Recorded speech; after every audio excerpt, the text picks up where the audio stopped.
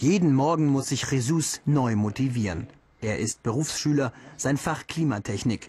Seine Jobaussichten? Miserabel. Ich habe erst auf dem Bau gearbeitet, dann kam die Krise und mir wurde gekündigt. Später habe ich ein paar Monate in einer Bar gejobbt. Heute bin ich froh, zumindest an der Berufsschule lernen zu können. Jesus hat kein Einkommen.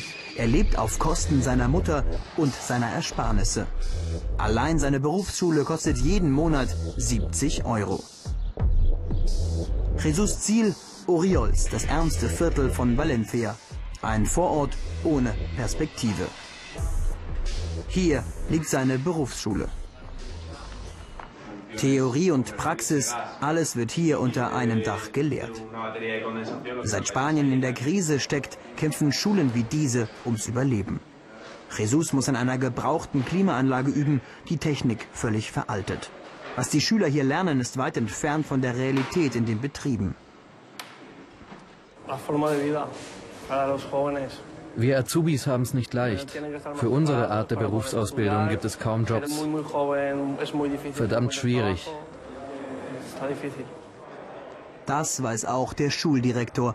Antonio Mir kann seinen Schülern kaum Perspektiven bieten. Der Frust wächst beim Direktor und seinen Schülern. Unsere Schüler finden einfach keine Jobs. Die Firmen in Spanien bauen in der Krise massiv Personal ab. Deshalb schließt kaum ein Unternehmer mit jungen Menschen Verträge ab. Jesus und seine Mitschüler, sie alle wissen, nicht mal jeder Zweite bekommt einen Job. Deshalb hat die EU-Kommission eine Jobgarantie für Jugendliche ausgesprochen. Mit Hilfe der EU-Länder wollen wir eine Jobgarantie für Jugendliche umsetzen. Dadurch sollen alle Menschen unter 25 einen Job erhalten, eine Weiterbildung oder ein Praktikum. Das gibt Schuldirektor Antonio immerhin etwas Rückenwind. Er ist seit Wochen auf Werbetour. Klinkenputzen in den Betrieben.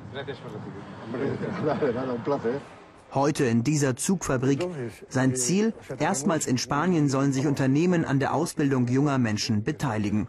Heute hat Antonio Erfolg. Dieser Betrieb wird Partner der Berufsschule.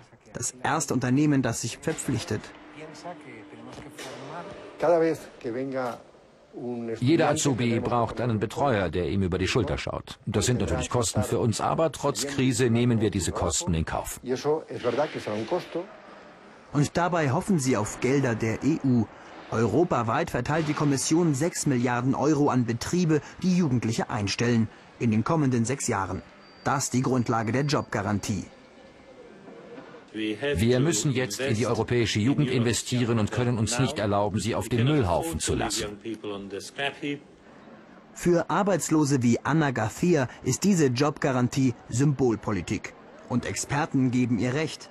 Die Milliarden reichen nicht. Allein in Spanien sind 57% der Jugendlichen ohne Job. Das sind doch nur Garantien für Wirtschaftsbosse, die uns Jungen bloß Billigjobs anbieten. Damit kommen wir nicht über die Runden. Die Jobgarantie ist eine Hilfe für diese Bosse. Eine Ausnahme in Spanien, die Firma Stihl. Sie zeigt, wie es gehen kann. Für Azubi Rocío gibt es Theorie in der Schule und Praxis im Betrieb. Meine Eltern sind verdammt stolz, weil ich eine Ausbildung nach deutschem Modell mache, in einer Berufsschule und im Betrieb. Ich bin dadurch finanziell unabhängig. Rocío ist angehende Industriekauffrau und fest in den Betrieb integriert. Am Ende des Monats zahlt ihr die Firma ein Gehalt von 370 €. Seit Jahren versuchen deutsche Firmen, dieses Modell in Spanien zu etablieren, bislang vergeblich. Meine Firma hat in mich und meine Ausbildung investiert. Beide Seiten profitieren und am Ende werde ich wohl übernommen. So wie Rocío geht es kaum einem jungen Spanier. Im Gegenteil, die Jugend zahlt den Preis für eine Wirtschaftskrise, die sie selbst nicht verursacht hat.